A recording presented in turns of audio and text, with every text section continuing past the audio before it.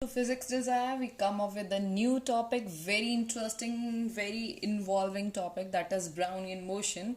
The topic is first given by Robert Brown so that it can be named as Brownian motion in the name of the scientist Robert Brown, right? Okay, the topic has another name. I have written here, evidence of kinetic theory of gases. Actually, before studying the Brownian motion, we have to study what is this evidence. Evidence means हमारे पास कोई सबूत है kinetic theory के होने का, that is one and only Brownian motion. अब देखते हैं, यही तो कहानी थी जो बहुत इंटरेस्टिंग होने वाली है.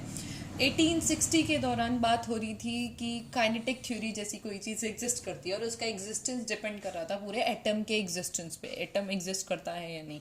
तो 1860 में खूब मशक्क़त की गई, खूब सारे दावे किए गए काइनेटिक थ्योरी जैसी कोई चीज़ एग्जिस्ट करती है जिसमें कि पार्टिकल्स जो है रैंडम मोशन में, कॉन्टिन्यूस मोशन में काम करते हैं, राइट. जो हम काइनेटिक थ्योरी का पहला दूसरा असम्पशन ही पढ़ते हैं, all the particles are in random motion, continuous motion, right.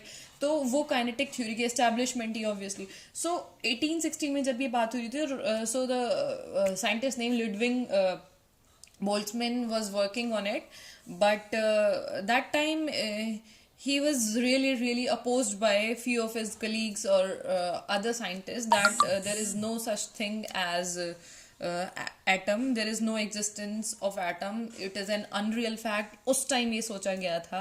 Ernst और ऑस्टवर्ल्ड जो थे, जो बिल्कुल ही डिसबिलीव करते थे इन केस एटम के होने वाले कंसेप्ट को, बोल्ट्जमैन के.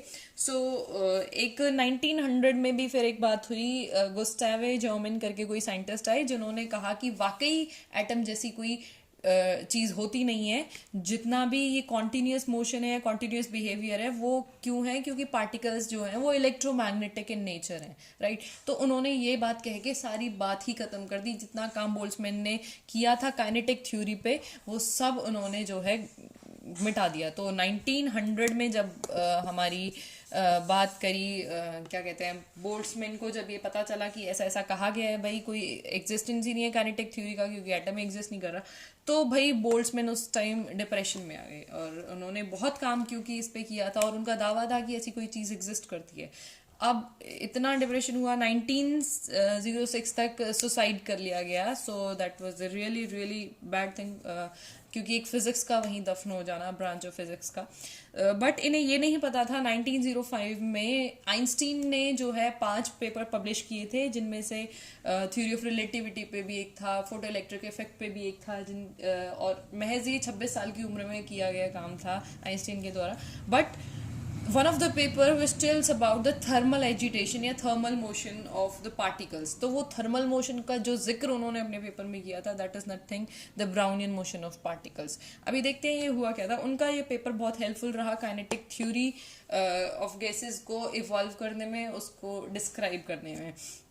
तो इस पे काम किया जीन पैरन ने भी, जिन्होंने एक्सपेरिमेंटली ब्राउनियन मोशन को जो है दिखाया, शो किया, वेरीफाई किया. उसके लिए इन्हें नोबेल प्राइज भी दिया गया. सो एक्चुअली ब्राउनियन मोशन था क्या? सिर्फ इतनी सी बात थी जो लोगों को समझनी थी कि किसी एक लिक्विड में, या मैं वाटर ले लूँ, उसके अंदर किसी एक पार्टिकल को सस्पेंड कर दूँ. द पार्टिकल इज सम, हम ले सकते हैं पॉलन ग्रेन्स, उस टाइम पे लिया गया था.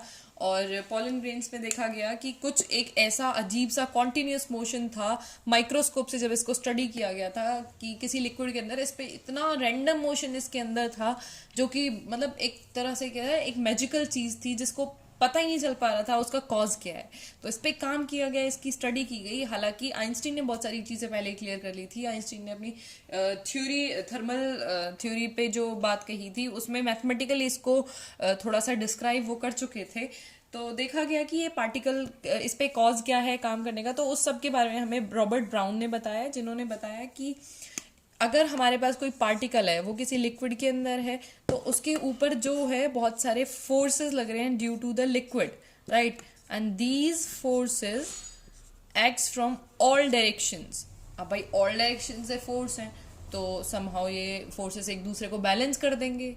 ओके, तो ये तो बैलेंस फोर्स हो गया.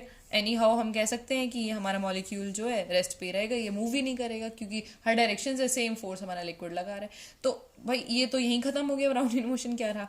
तो बात हुई कि कोई ऐसा टाइम होगा randomly, there is few seconds, few minutes, जिन पे बात हो कि एक आध फोर्स यहाँ पे एग्जिस्ट ना करे, मान लो किसी भी एक आध डायरेक्शन से फोर्स ना हो, तो जब भी अनबैलेंस फोर्स वाली कंडीशन इसमें होगी ना, उस टाइम जो ये पार्टिकल है रैंडमली किसी भी डायरेक्शन में मूव कर जाएगा, और ये सिलसिला जो है लगातार चलता रहेगा, जिसकी वजह से जो हमारा पार्टिकल है वो कॉन्टिन्यूस मोशन में। आप प्रैक्टिकली ये चीज़ देख भी सकते हैं, आपने टिंडल इफेक्ट देखा होगा, या कभी कभी अपने विंडोज से जो है किसी अंधेरे कमरे में रोशनी आ रही है तो वहाँ आपको छोटे छोटे डस्ट पार्टिकल्स दिखेंगे, वो कॉन्टिन्यूस मोशन में दिखेंगे आपको। It is nothing just this that continuous motion which can be defined by Brownian motion, जिसको हम बोल देते हैं एक तरह का हमारा जिगजैग मोशन कह देते हैं। ओके, अब बात हुई कि ये डिपेंड किस पे करता है। मान लिया जिगजैग मोशन है, कॉन्टिन्यूस मोशन है पार्टिकल्स का, किसी लिक्विड की वजह से लगने वाला फोर्स है उस पर, तो ये डिपेंड किस पे करता है। अब जो ये फोर्स था या जो ये मोशन था, ये डिपेंड करता है हमारा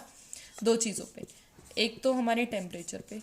अब ये टेम्परेचर वाली बात तो ऑलरेडी आइंस्टीन कह चुके थे जिन्होंने अपनी थर्मल थ्योरी दी थी, right.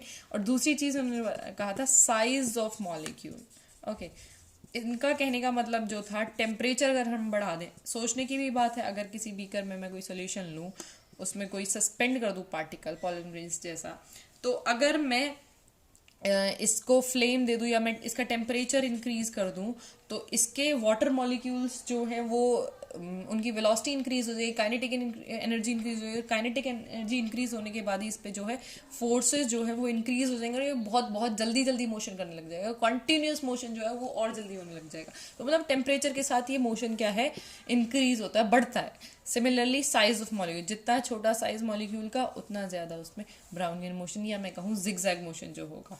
Okay, so this is all about the Brownian motion. क्योंकि इसका सिर्फ क्वांटिटेटिव हमारे सिलेबस में है नहीं, क्वालिटेटिव सिर्फ हमको करना है। सो डेफिनेशन और इसके हमारे पास ये डिपेंडेंसी फैक्टर्स होना इनफ है, I think, for MGO syllabus. Thanks for watching the video and keep supporting physics Dzire. Thank you.